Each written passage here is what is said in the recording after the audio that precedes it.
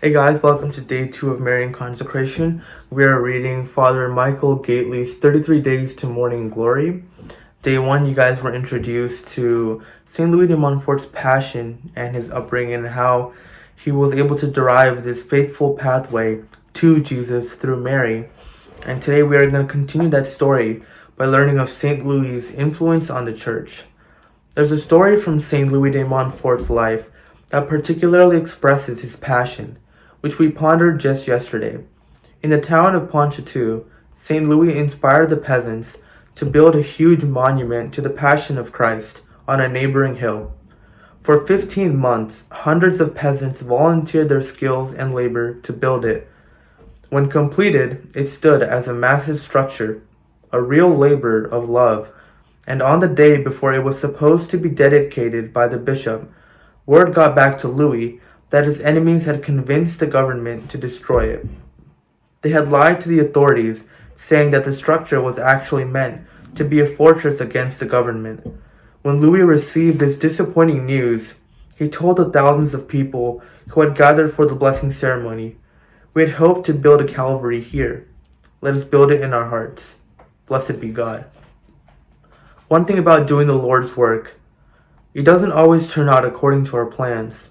For example, St. Louis surely had planned that his monument to Christ would last more than a day.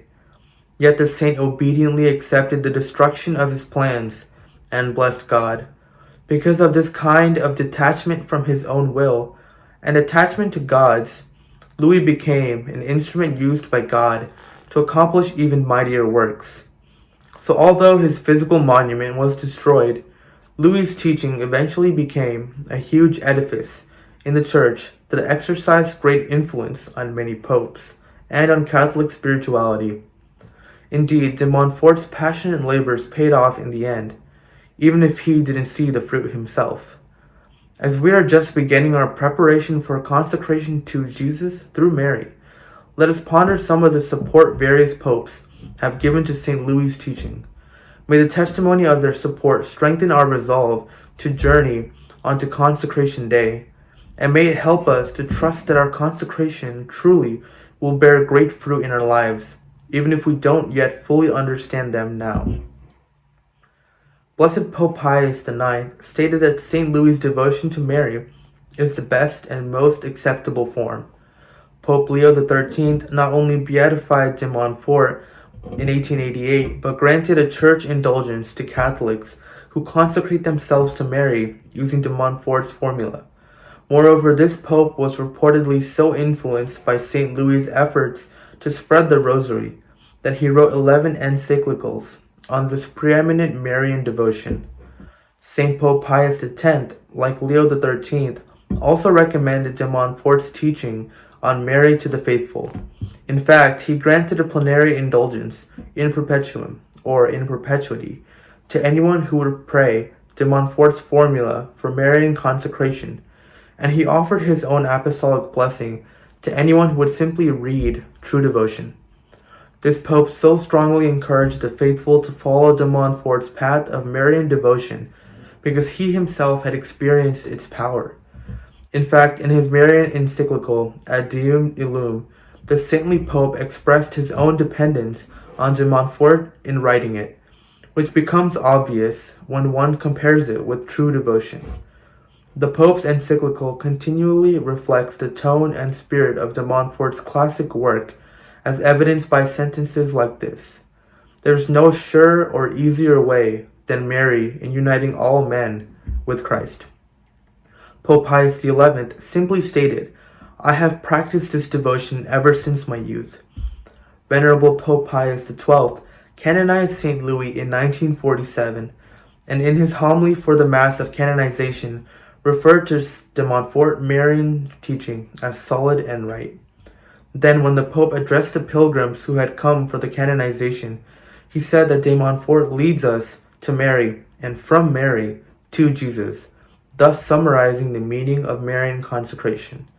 St. Pope John Paul II promoted de Montfort's teaching more than any other pope. We'll learn more about this during the 4th week of the retreat. It's enough here to recall 2 amazing facts. First, that John Paul's papal motto was Totus Tuus, or totally yours, which he took directly from de Montfort's shorter prayer of consecration. Second, that John Paul described his reading of true devotion to Mary as a decisive turning point in his life. Reading this passage, I feel that Father Michael has given us a way to examine ourselves by just chronologically following the passage that he has given us for day 2. He starts with the story of St. Louis, and he tells us of how St. Louis was able to inspire hundreds of people to build this image of Christ on this hill. And they worked for so long. It was planned and for 15 months. And right when it was about to be dedicated by the bishop, St. Louis found out that his enemies have convinced the government to destroy it. And Father Michael gives us this quote from St. Louis: "We had hoped to build a Calvary here. Let us build it in our hearts. Blessed be God."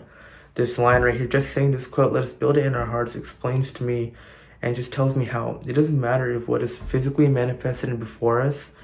It doesn't matter what is before us, what we've done. If we have allowed God's teachings and everything we have learned to stay in our hearts, and we bless Him no matter what happens to our plans, we are already doing God's will. What St. Louis did here was so hard to do. It's not easy task at all. Being able to completely detach any will of ourselves, as Father Michael told us, being able to completely detach any will of our own and obediently follow God's plan is such a hard task to do.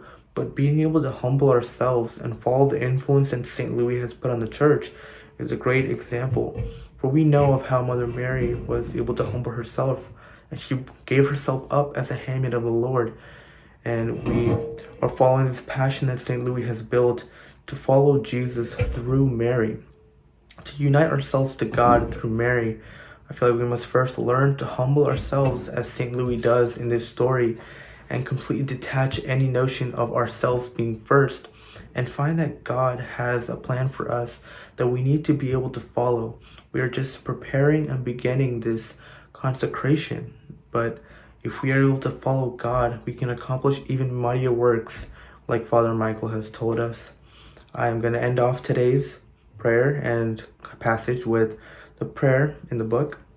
"Come, Holy Spirit, living in Mary, prepare me to give myself fully to living out this true and solid devotion." Thank you.